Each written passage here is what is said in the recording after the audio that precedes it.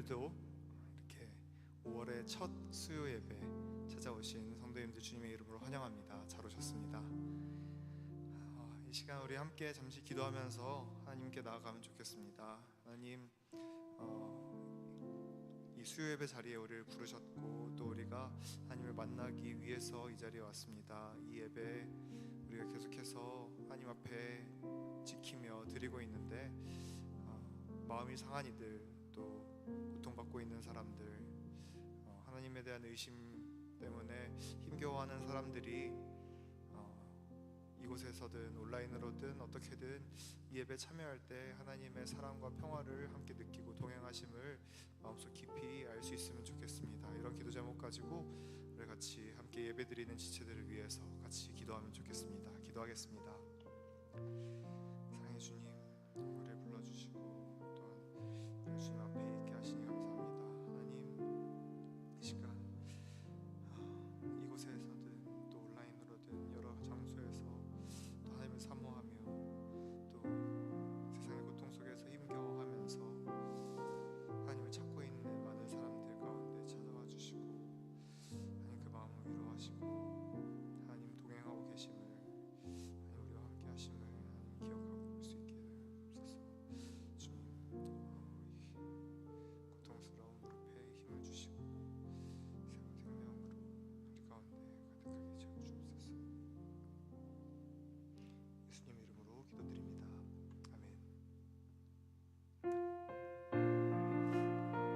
요즘 계속 하고 있는 찬양이죠. 부활의 날, 우리 함께 한 목소리로 찬양하면 좋겠습니다. 삶이 어둡고 피곤해 지친, 삶이 어둡고 피곤해 지친 모든 이들과 더불어 주여 부활의 능력으로 우리 가운데 임하소서. 의심과 절망으로 가득 찬 모든 이들과, 의심과 절망으로 가득 찬 모든 이들과 더불어 주여 부활의 능력으로 우리 가운데 임하소서. 두려움과 괴로움에 휩싸인, 두려움과 괴로움에 휩싸인 모든 이들과 더불어 주여 부활의 능력으로 우리 가운데 임하소서.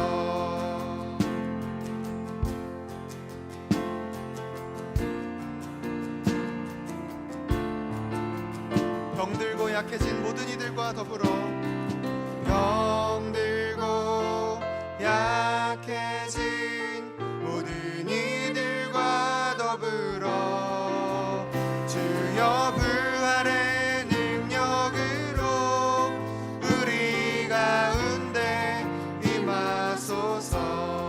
죽음에 이른 이들과 세잔한 모든 이들과 더불어, 죽음에 이른 이들과 세잔한 모든 이들과 더불어 주여 부활의 능력으로 우리 가운데 주여 부활의 능력으로, 주여 부활의 능력으로 우리 가운데 임하소서.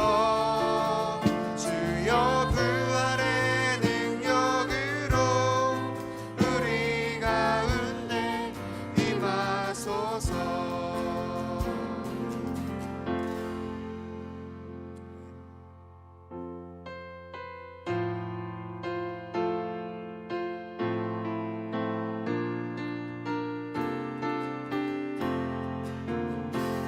주 안에 있는 나에게 난 근심이 있으랴. 십자가 밑에 나가 내 짐을 풀어 주님을 찬송하면서, 주님을 찬송하면서 할렐루야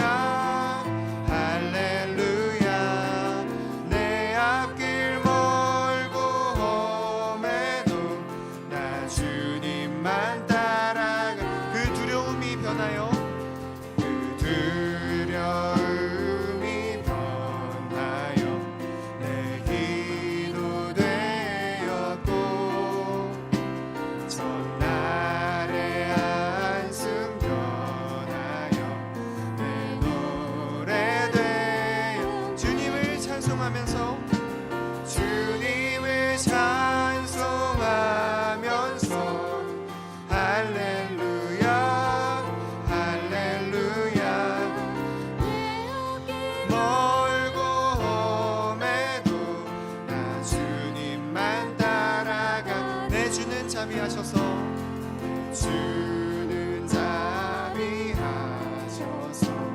늘 함께 계시고 금빛 밤을 하시고 늘 채워주시.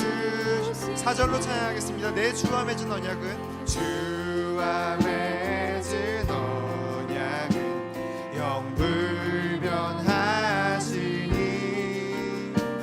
그 날아가기까지는 늘 보호하시.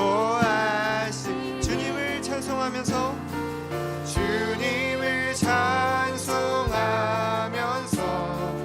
할렐루야 할렐루야. 내 앞길 멀고 험해도 나 주님만 따라. 주님을 찬송하면서 주님을 찬송하면서 할렐루야 할렐루야.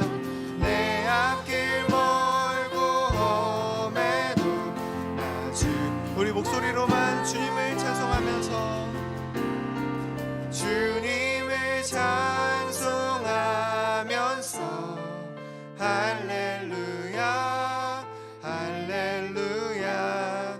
내 앞길 멀고 험해도 나 주님만 따라가리.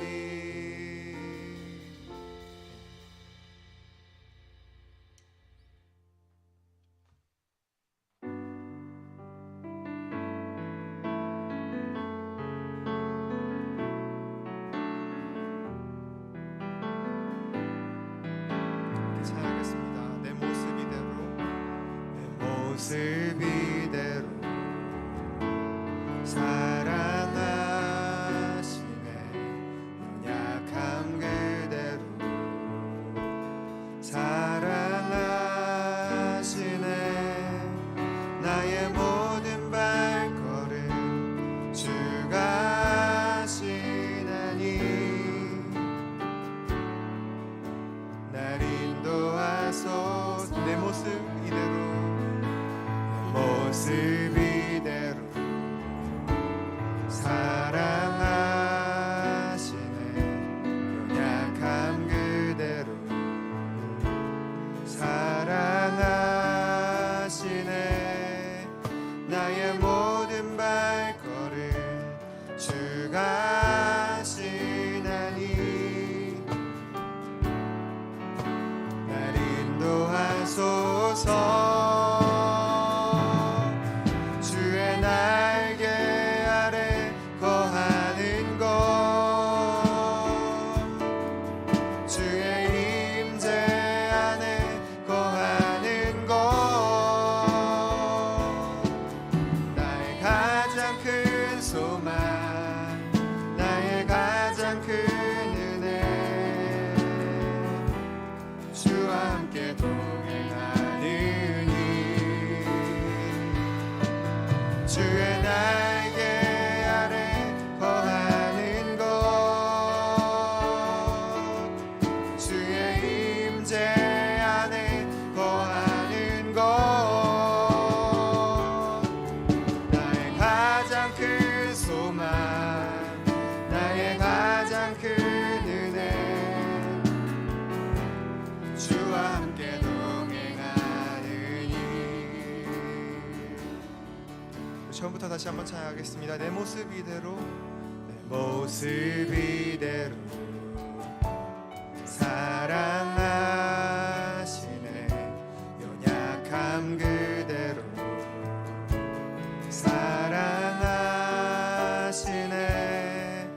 나의 모든 발걸음 주가 하시나니 날 인도하소. 주의 날개 아래 거하는 것 주의 날개 아래 거하는 것 주의 임재 아래 거하는 것 나의 가장 큰 소망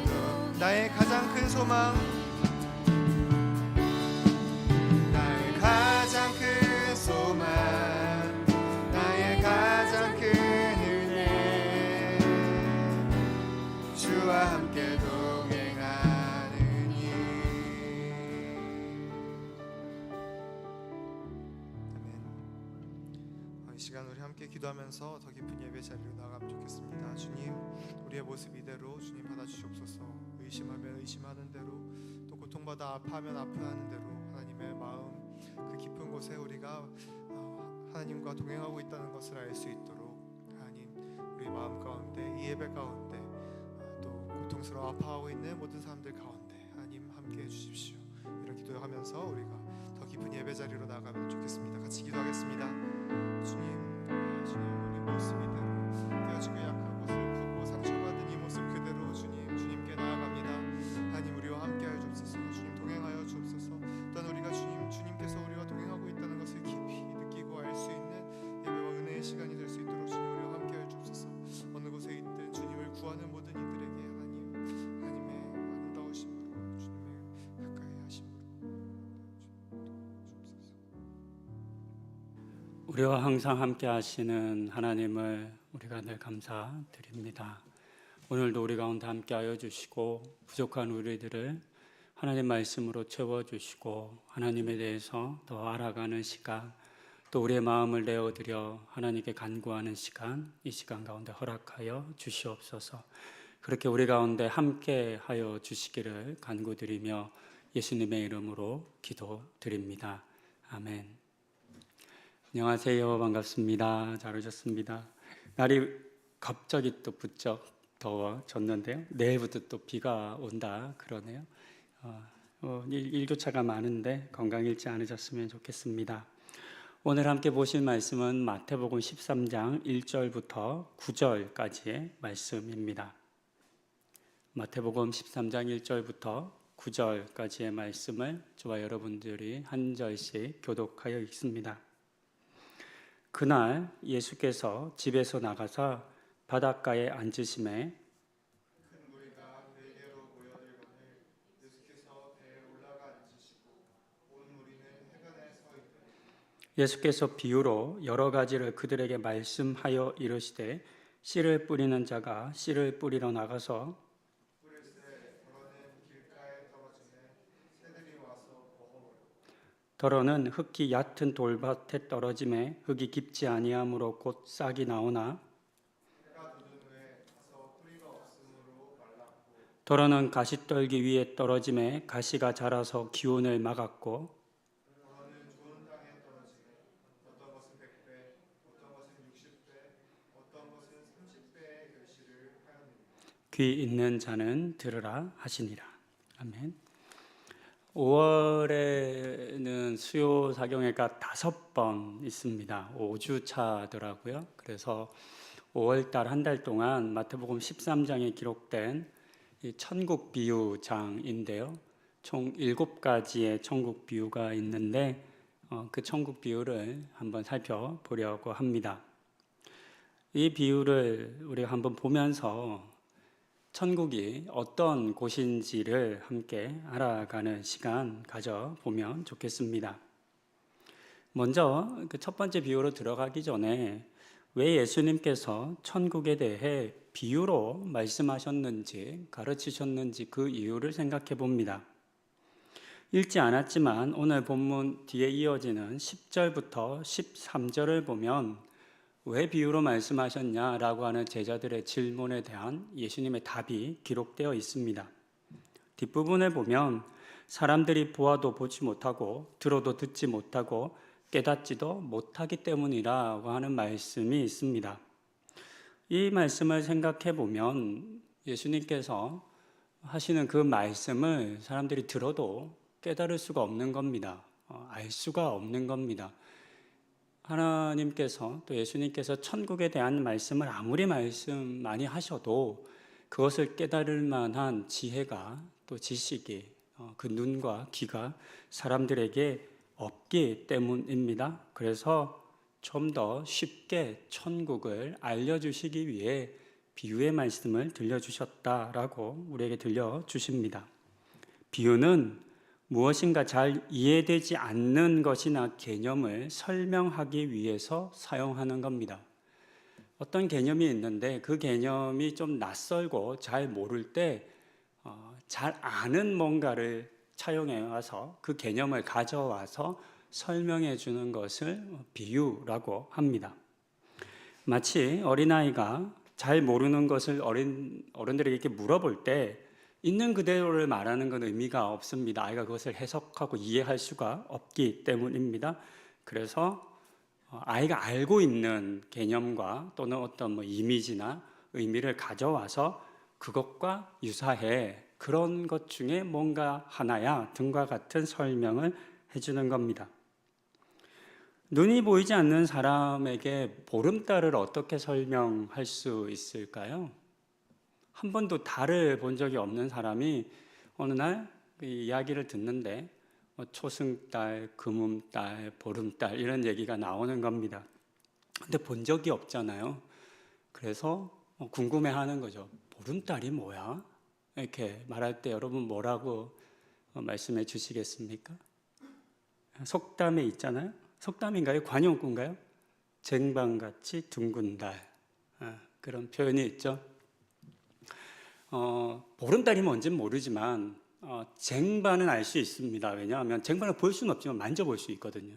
아무리 눈이 보이지 않아도 쟁반을 만져보면 쟁반이 둥그렇다라는 것을 알 수 있는 거죠. 그리고 이 둥근 이것이 둥글다라는 개념은 이해시킬 수 있습니다. 그래서 달은 보지 못했지만 쟁반을 만져서 둥글다라고 하는 사실을 아는 사람에게는 쟁반같이 둥근 달이라고 표현해주면 그 사람이 보름달은 둥근 거구나 라고 하는, 그러니까 자기 나름의 이해를 할 수 있는 방식입니다. 이것이 비유의 효과입니다.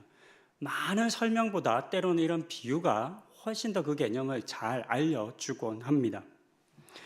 그래서 예수님께서는 사람들에게는 너무나 낯설기만 한 천국을 알려주실 때 비유의 말씀을 통해서 들려주셨습니다. 그런데 여기서 예수님께서는 하나의 비유만 말씀하신 것이 아니었습니다. 마태복음 13장에만 하더라도 7가지의 비유가 기록되어 있고요. 또 여러 다른 본문에 합쳐보면 굉장히 많은 비유가 기록되어 있습니다. 그 포도원 농부 비유 같은 것도 천국 비유지 않습니까? 천국의 주인은 일하러 사람들을 데려가는 사람과 같다, 이렇게 이야기합니다. 왜 하나의 말씀만 들려주시지 않고 여러 많은 비유의 말씀을 들려주셨을까? 그것은 다들 아시겠지만 천국을 하나의 비유로 다 설명하고 담을 수 없기 때문입니다. 비유는 천국이 가진 어떤 하나의 특징을 알려주고 그것을 전달하는 데는 유의미할 수 있겠지만 그 비유가 천국인 것은 아니죠. 그러니까 앞서 쟁반같이 둥근 달이라고 말씀을 드렸는데 쟁반이 둥근다라고 하는 달의 특징, 보름달의 특징은 담을 수 있고 들려주고 알려줄 수 있지만 쟁반이 달은 아닌 거죠. 그렇기 때문에 하나의 비유만으로 자칫하면 다른 곳 쟁반이 되어버리는 일이 생깁니다. 그렇기 때문에 여러 다양한 비유의 말씀을 통해서 천국이 가지고 있는 다양한 면과 모습들을 들려주는 것이라 할 수 있겠습니다. 우리는 이런 다양한 비유들을 통해서 천국이 어떤 것인지를, 어떤 곳인지를, 어떤 일이 일어나는 곳인지를, 또는 여러 측면에서 어떤 주인이 있는 곳인지를, 어떻게 우리가 어떤 유익을 얻을 수 있는지를 등과 같은 여러 다양한 영역에서 천국에 대해서 알아가고 또 배울 수 있겠습니다. 마태복음 13장에는 7가지 비유가 기록되어 있습니다. 씨 뿌리는 비유, 가라지 비유, 겨자씨 비유, 누룩 비유, 감추인 보화 비유, 좋은 진주 비유, 그리고 마지막으로 그물 비유입니다. 이 모든 비유가 천국에 대해서 우리에게 들려줍니다. 5주 동안 살펴볼 텐데요. 오늘은 이 중에서 첫 번째인 씨 뿌리는 비유를 함께 살펴봅니다. 워낙 잘 알려진 본문이기 때문에 교회를 조금 오래 다니신 분들이라면 모르실 수가 없는 내용입니다. 여기 계신 분들도 잘 아실 겁니다. 길가에 씨가 뿌려지고 돌밭과 가시떨기 위와 그리고 좋은 땅에 각각 씨가 뿌려졌습니다. 그런데 모든 땅에서 싹을 틔우고 열매를 맺지는 못했습니다. 길가에 뿌려진 씨는 워낙 딱딱하고 또 흙으로 그 씨를 덮어주지 못했기 때문에 보호받지 못해서 새들의 밥이 되고 말았습니다. 돌밭에 뿌려진 씨는 싹을 틔우기는 했지만 땅 아래에 돌이 있었기 때문에 뿌리를 내리지 못했습니다.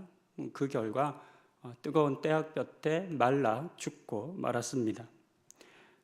가시나무에 뿌려진 씨는 뿌리도 내리고 또 자라기는 했지만 그 가시나무가 같이 자라면서 양분과 햇볕을 빼앗아 가고 말았습니다. 그래서 잘 자라지 못했습니다. 마지막으로 좋은 땅에 뿌려진 씨는 뿌리도 잘 내리고 잎도 무성하여 또 많은 결실을 맺게 되었습니다. 우리는 이 비유를 볼 때 대체적으로 마지막에 기록된 좋은 밭이 되어야 한다, 좋은 땅이 되어야 한다라는 의미로 그 적용을 많이 합니다. 사람들이 지나다니며 밟아서 딱딱하게 굳은 땅이라면 갈아엎고 밭에 돌이 가득하면 그 돌을 캐어내고 엉뚱하게 자라난 가시나무와 같은 잡초가 있다면 베어내어서 좋은 땅으로 좋은 밭으로 만들어야 한다라고 이렇게 적용합니다. 그러면서 이런 적용을 우리가 참 많이 했던 것 같아요. 그 성경 공부를 할 때 보면 이 본문을 보면 항상 이 질문이 있더라고요. 당신은 지금 어떤 땅이십니까? 어떤 밭입니까? 이런 질문을 해요. 그러면 이제 대학생 때나 이렇게 성경 공부 많이 할 때 답을 적어내야 되잖아요. 적어내고 또 왜 그렇게 생각했는지를 이렇게 나누어야 되잖아요. 대학생 때 이렇게 나눔을 참 많이 했으니까. 대부분 우리는 그렇게 적용해 온 것 같습니다. 물론 이런 적용도 할 수 있습니다. 이렇게 적용해 볼 수 있겠죠. 그런데 이런 적용이 나쁘다는 건 아닌데 이 비유가 천국 비유라고 하는 것을 좀 생각해 보면 그러면 이 비유가 담고 있는 천국에 대한 이미지는 무엇일까요?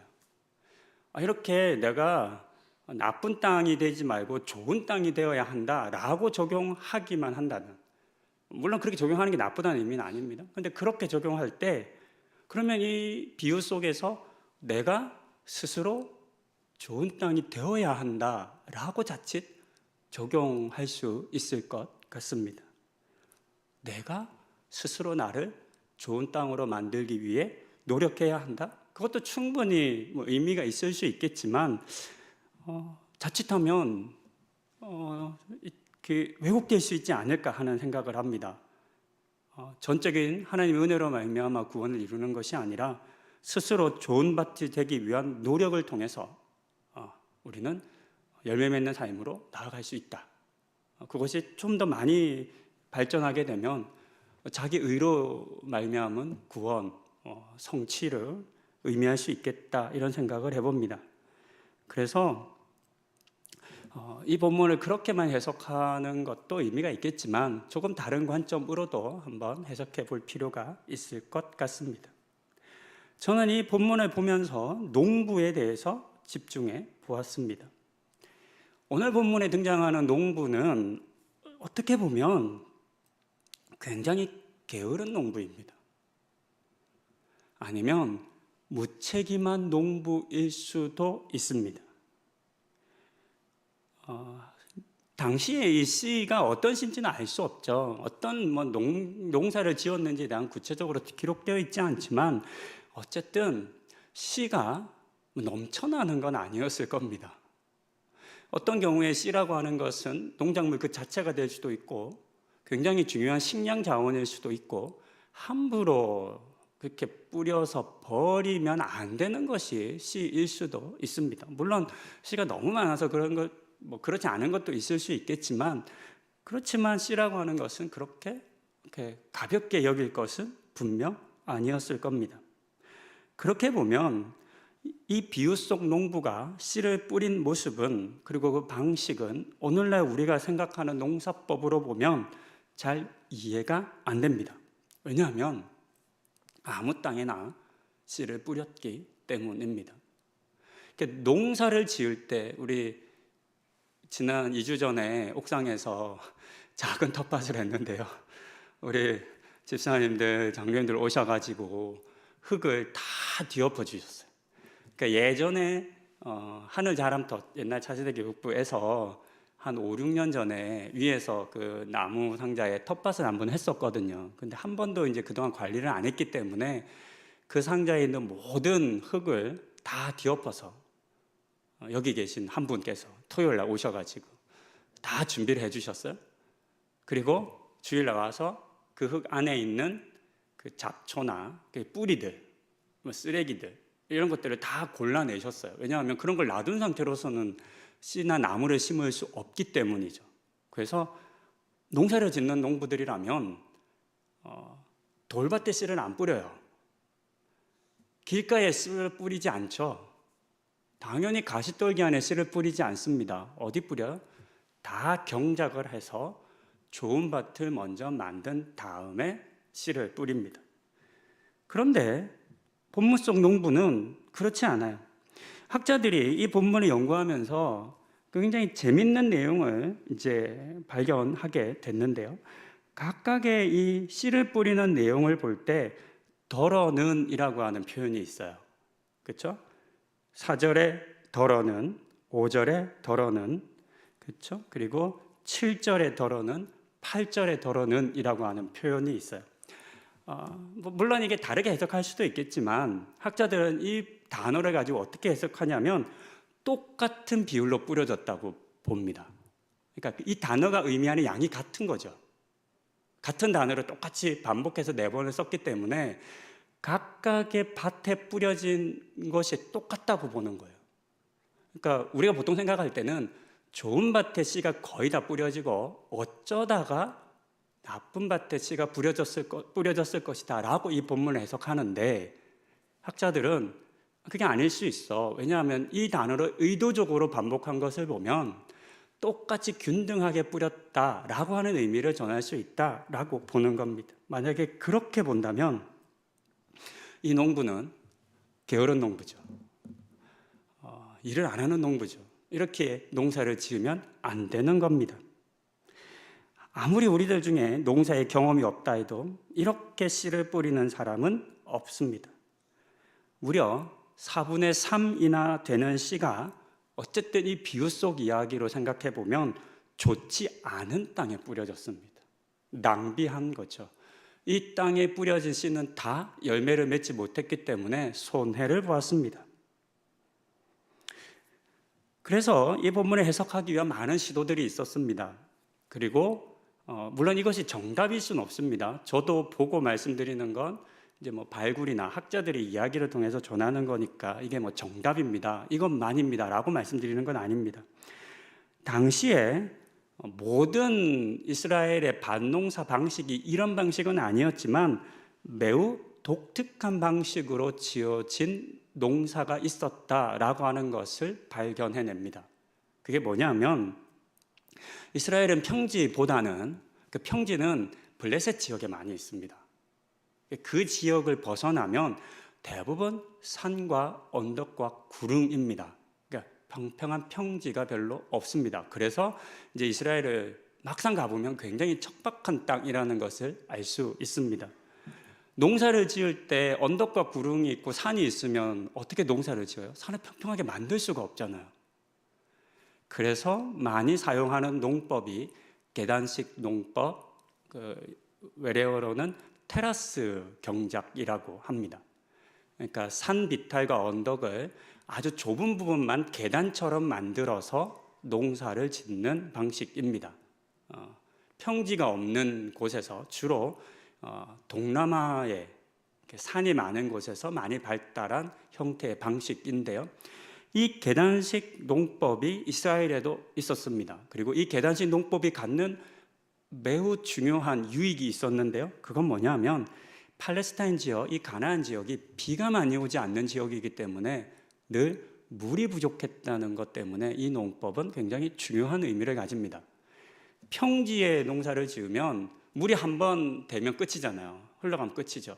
계단식 농법 아시겠지만 계단식 농법은 위에서부터 물길을 만들어서 제일 위에 있던 농지부터 물이 계단을 타고 다 흘러내려가게끔 해서 물의 사용을 최소화하는 농법입니다. 물이 많지 않은 그런 곳에서 많이 유행한 발달한 농법입니다.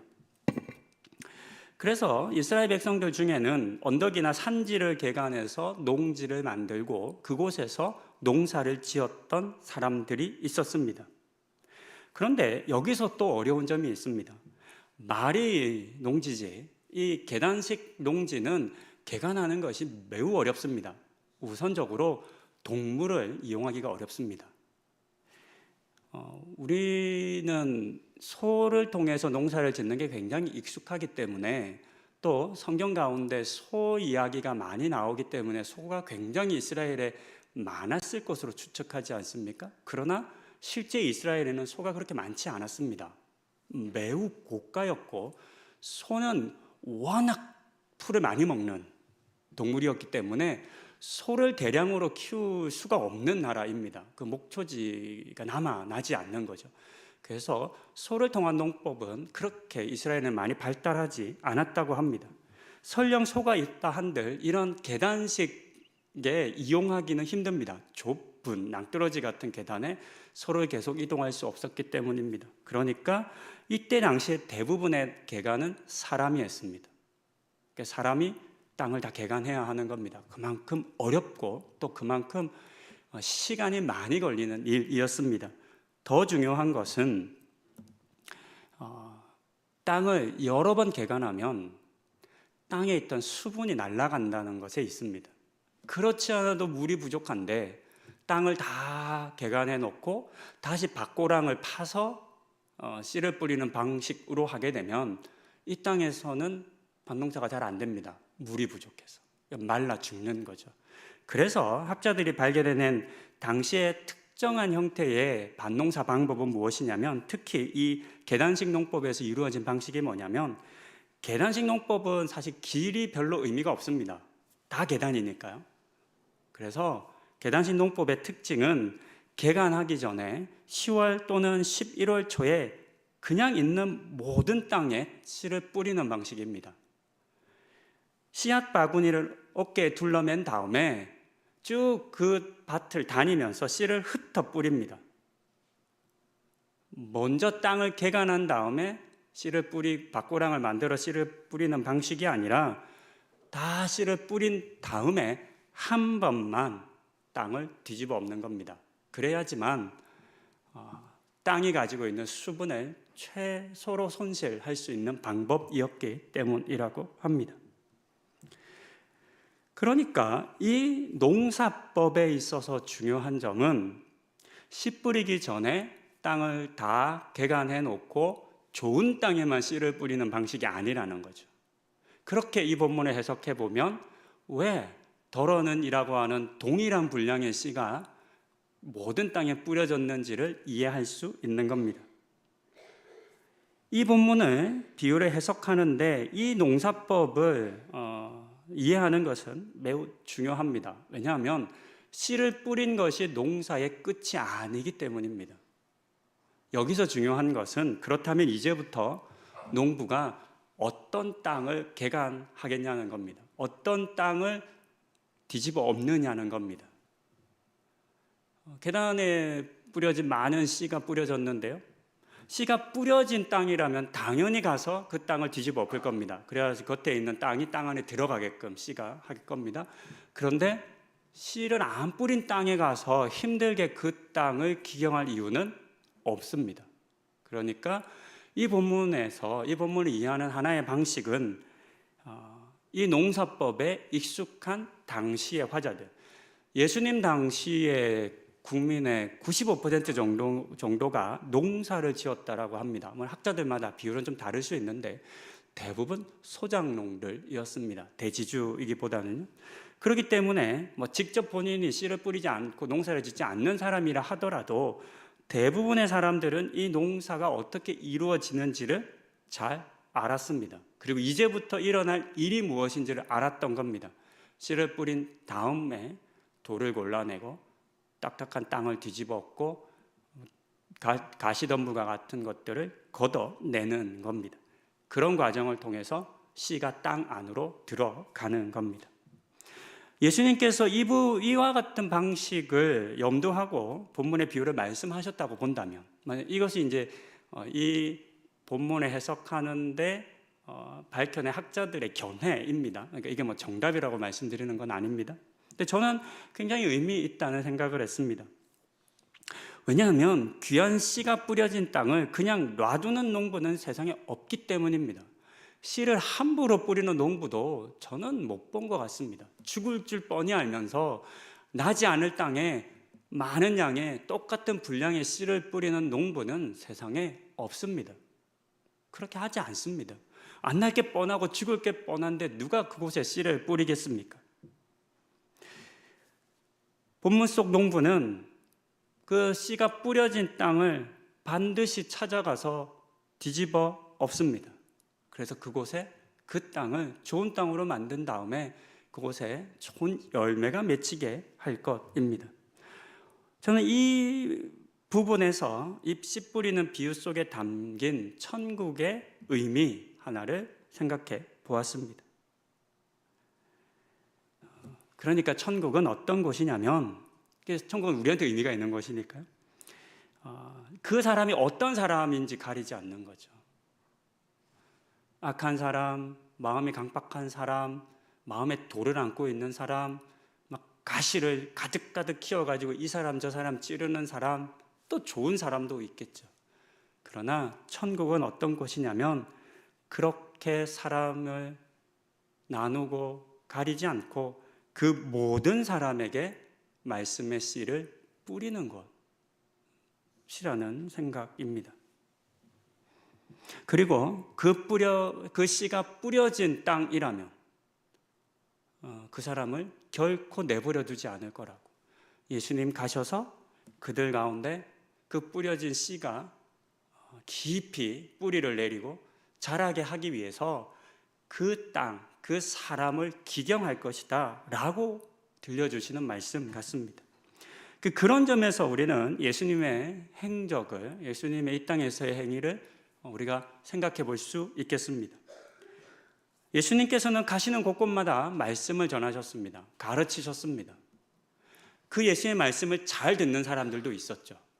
굉장히 흡수가 좋은 사람들도 있었어요. 근데 반대로 예수님의 말씀을 처음부터 끝까지 책 잡고 반대하고 엉뚱한 질문하고 함정을 빠뜨리라는 사람도 있고, 심지어 우리가 아는 것처럼 바리새인이나 서기관과 같은 사람들은 예수님이 말을 하면 이제 그곳에서 꼬투리를 잡아내려고 무진장 애를 썼습니다.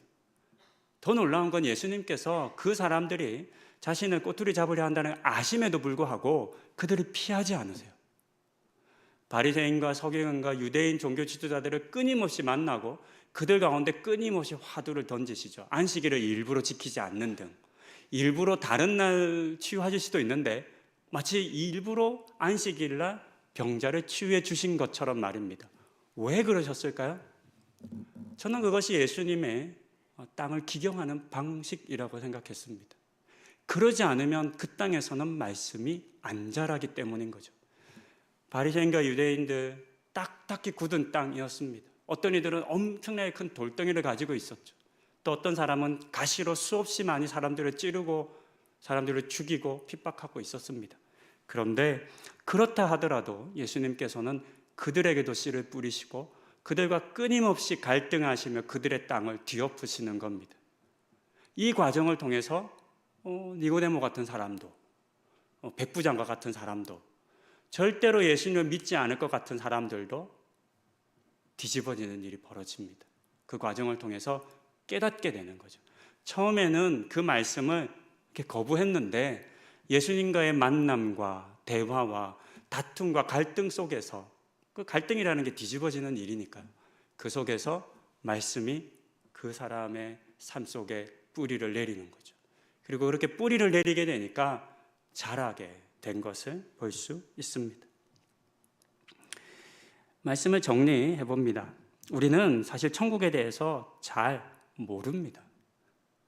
우리들 중 누가 하나님이 계신 곳, 하나님의 나라 또는 천국이라고 표현되는 이 단어를 안다고 말할 수 있겠습니까?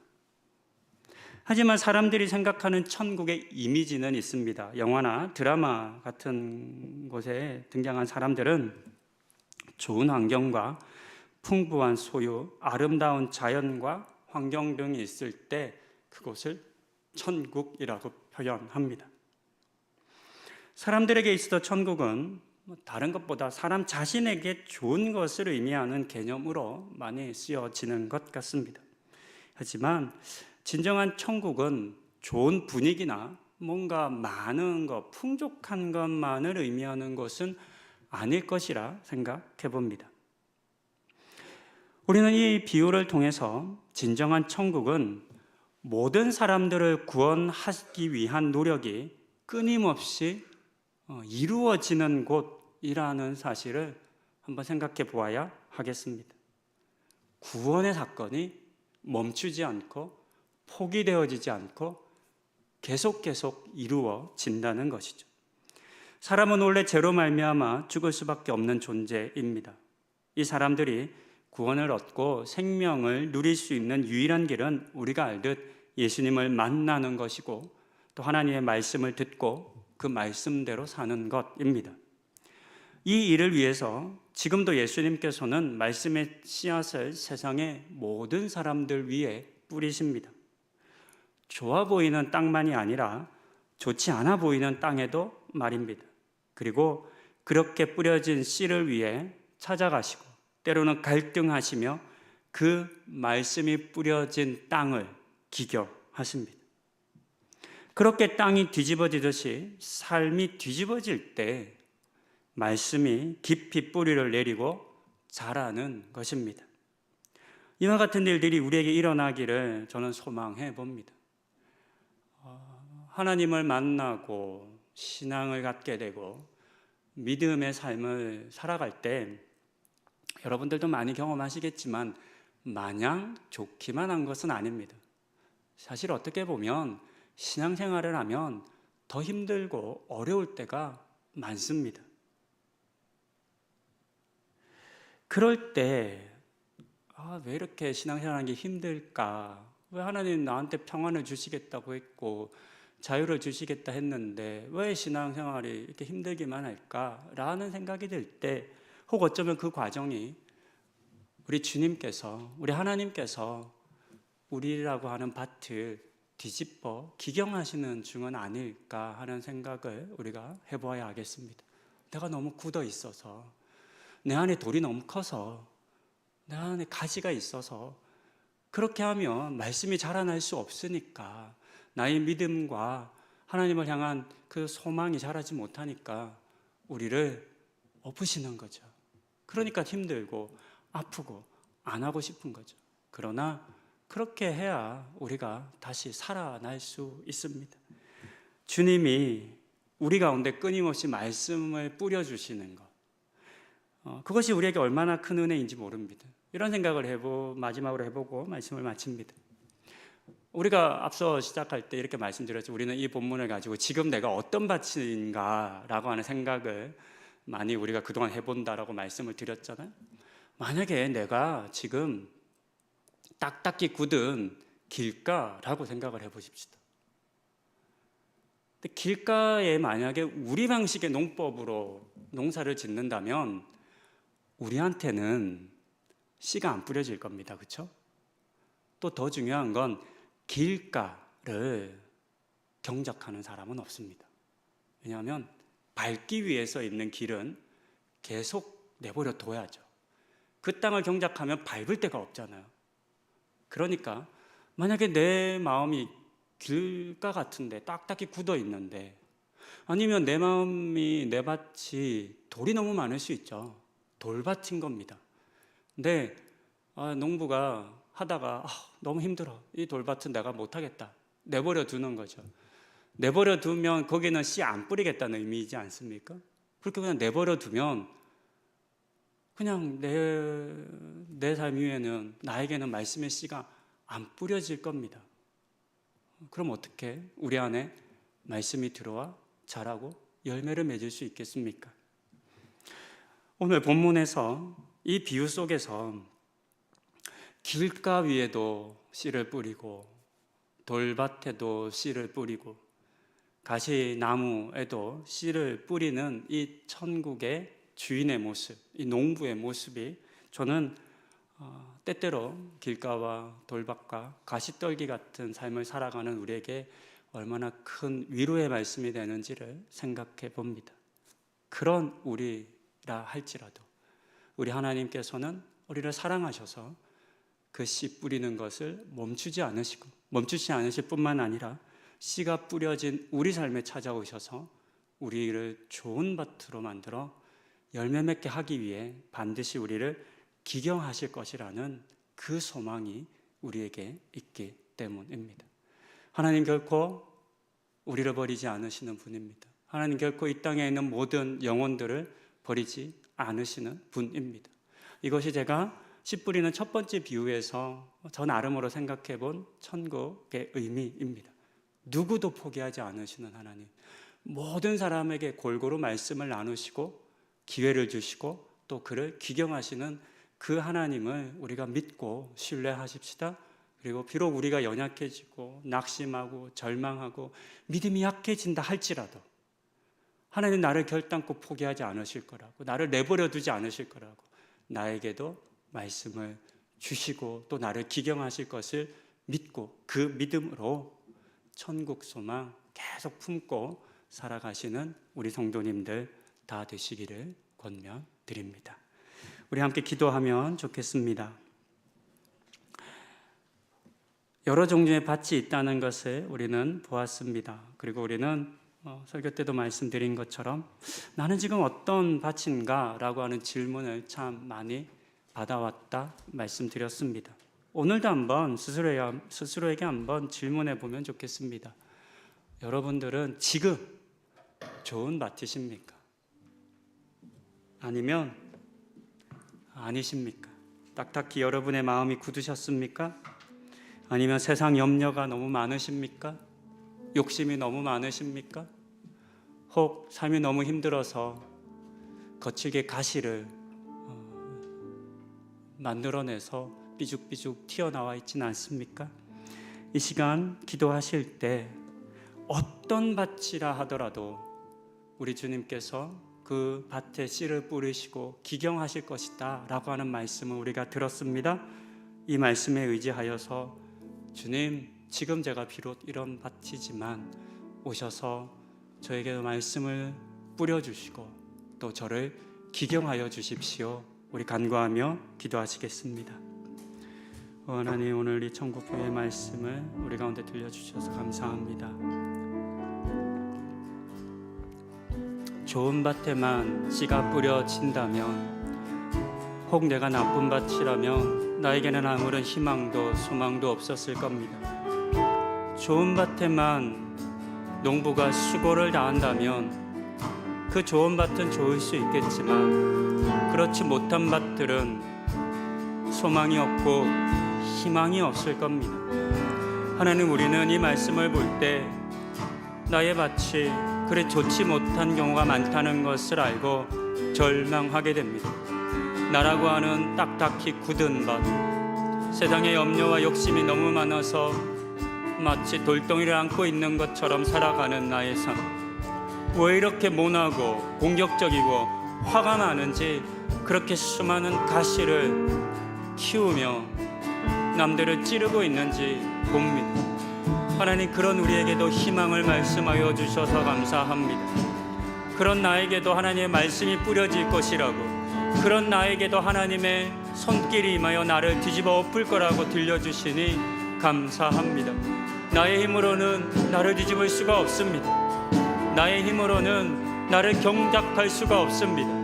오직 하나님만이 나를 뒤집어 엎으실 수 있고, 오직 하나님만이 나를 기경하여 좋은 땅으로 만드실 수 있습니다. 이 하나님을 간구합니다. 이 은혜를 간구합니다. 오 주님, 그리하오니 불쌍히 여겨 주시옵소서.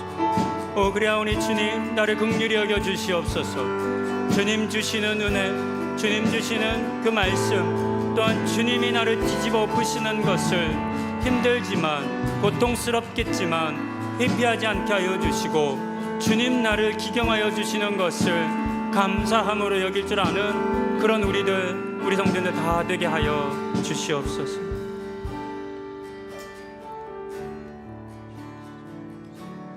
모습 이대로 사랑하시네 연약한 그대로 사랑하시네 나의 모든 발걸음 주가 하시느니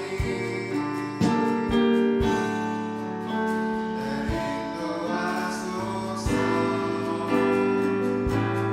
모습 이대로 사랑하시네 약한 그대로 사랑하시네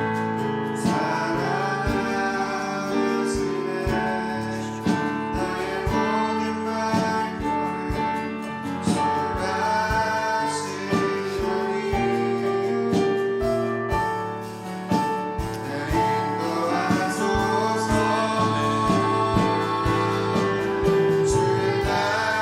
발걸음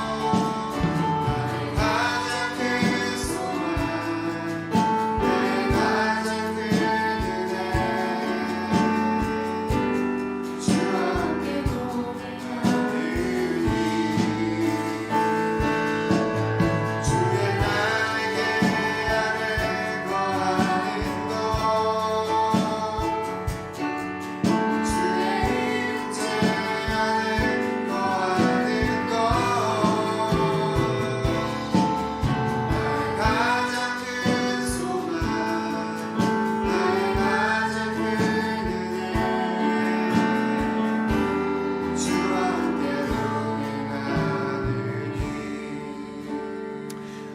오늘 우리는 이 비유를 통해서 모든 사람을 구원하기 원하시는 하나님을 보았습니다. 저는 이 시간 우리에게도 이 마음이 있으면 좋겠다는 생각을 해봅니다. 우리는 참 쉽게 사람을 판단합니다. 그리고 쉽게 규정합니다. 그리고 솔직히 우리에게 이 사람은 정말 하나님 못 믿을 사람이다 라는 그런 결정을 내리는 경우도 있습니다. 이 시간 우리 함께 기도하실 때 우리가 해야 할 일과 하나님이 해야 하실 일을 좀 구분하여 우리에게 맡겨진 일을 감당하기를 우리가 다짐하면 좋겠습니다. 하나님께서는, 우리 주님께서는 제자들에게 주의 말씀을 세상 끝까지 가서 전하라 말씀하셨습니다. 이때 우리는 좋아 보이는 밭에만 씨를 뿌리지 않는지 살펴보십시다. 누가 봐도 좋은 땅에 열매 뿌려서 씨 뿌려서 30배, 60배, 100배의 열매 맺기만을 바라고 원한다면 어찌 우리가 행하는 삶의 모습이 오늘 본문이 우리에게 가르쳐 주신 천국의 모습일 수 있겠습니까? 척박한 곳, 척박한 땅, 그런 사람들에게도 씨를 뿌려야 합니다. 우리가 할 일은 이 땅의 모든 사람들에게 씨를 뿌리는 일이겠으며 하나님이 하실 일은 그 씨가 뿌려진 그들에게 가서 그들의 삶을 기경하시는 것이실 겁니다. 이 시간 우리 기도하실 때 주님 말씀을 전하라 하신 그 주님의 말씀을 다시 듣고 순종하겠습니다. 판단하여 이 사람 저 사람 가리지 않고 때를 어떤지 못 어떤지 모든 사람에게 어떤 삶의 모습이든 직접 말씀을 전하든 읽어주든 아니면 그리스도인다운 삶의 모습을 보여주든 아니면 기도로 내가 할 수 있는 모든 방법을 통해서 마땅히 씨가 뿌려져야 할 사람들 가운데 씨를 뿌리는 삶 살겠습니다. 이 고백과 다짐 우리 함께 드리시겠습니다. 원하는 그렇습니다. 왜 우리는 자꾸만 사람을 판단하고 사람을 규정하며 말씀을 전할 만한 사람과 잘 믿을 것 같은 사람에게만 다가가는지 모르겠습니다. 하나님, 우리는 자꾸만 사람을 판단해서 이 사람과 저 사람을 나눕니다. 힘들고 어려운 사람, 거친 사람, 굳은 사람, 가시로 나를 찌르는 사람에게는 말씀을 전하려 하지 않습니다. 그러나 우리는 이 비유의 말씀을 통해서 모든 사람에게 골고루 말씀을 뿌리셨던 그 하나님을, 그 주님을 봅니다. 그런데 우리는 자꾸만 고릅니다. 판단합니다. 좋은 사람에게만 말씀을 뿌리려 합니다. 하나님, 이런 우리를 용서하여 주시옵소서. 책망하여 주시옵소서. 하나님, 우리에게 때를 얻든지 못 얻든지 이 사람 저 사람을 가리지 않고 기회 있을 때마다 누구에게든 하나님의 말씀을 뿌리게 하여 주시옵소서. 그가 듣든 듣지 못하든, 하나님, 그가 그것을 나에게 받아들이든 받아들이지 못하든, 하나님, 그 몫은, 그 이후의 일들은 하나님의 몫이라는 것을 깨닫게 하여 주시고, 하나님 반드시 뿌려진 그 씨가 뿌려진 땅을 그냥 내어버려 주지 않는 분이라는 것을 믿는 믿음을 가지고 하나님, 우리의 씨를 뿌리시고 은혜를 허락하여 주시옵소서. 믿음의 씨를 뿌리는 우리 한 사람 한 사람 되는 은혜를 주님 허락하여 주시옵소서. 이제 우리 마지막으로 한 가지 더 기도하기 원합니다. 이번 주일에는 온 가족 예배가 있습니다. 하늘 자람터 친구들이 예배를 준비하고 있습니다. 어린아이로부터 하는 모든 준비에 함께하여 주시기를 순서마다 하나님 은혜를 부어주시기를. 많은 사람들이 한꺼번에 모이기 때문에 평소보다 불편할 수는 있을 겁니다.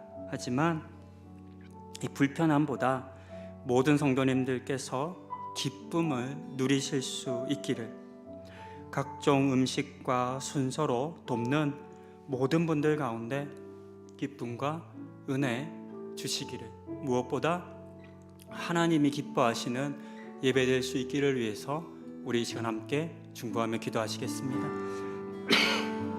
하나님, 온 가족 예배 위에 함께하여 주시옵소서.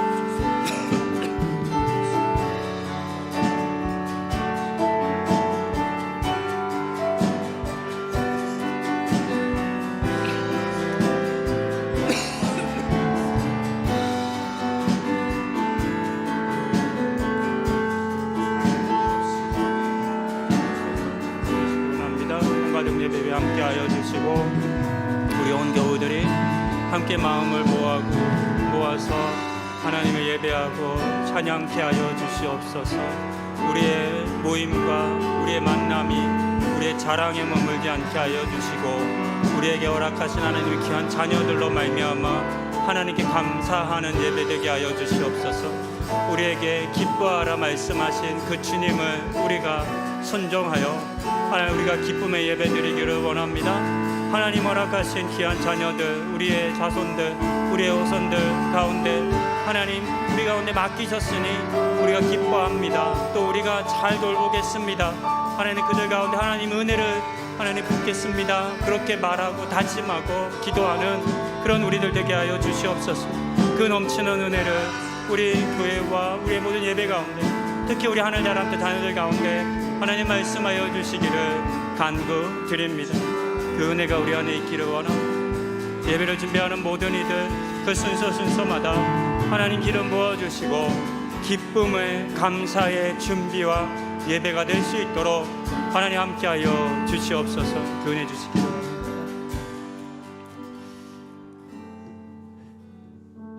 하나님, 오늘 우리에게 씨 뿌리는 비유를 통해 천국이 어떤 곳인지를 들려주셔서 감사합니다.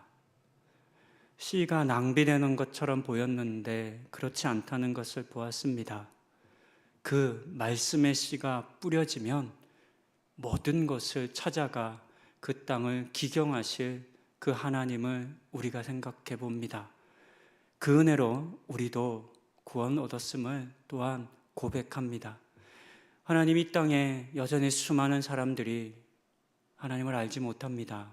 여전히 딱딱히 굳은 땅이고 돌밭이고 가시덤불입니다. 누가 그들 가운데 하나님의 말씀의 씨를 뿌려야 하겠습니까? 하나님, 땅끝까지 가서 내 증인되라 말씀하신 그 주님의 명령을 따라 그들에게 나아가 하나님의 말씀의 씨를 뿌리는 우리들 다 되게 하여 주시옵소서.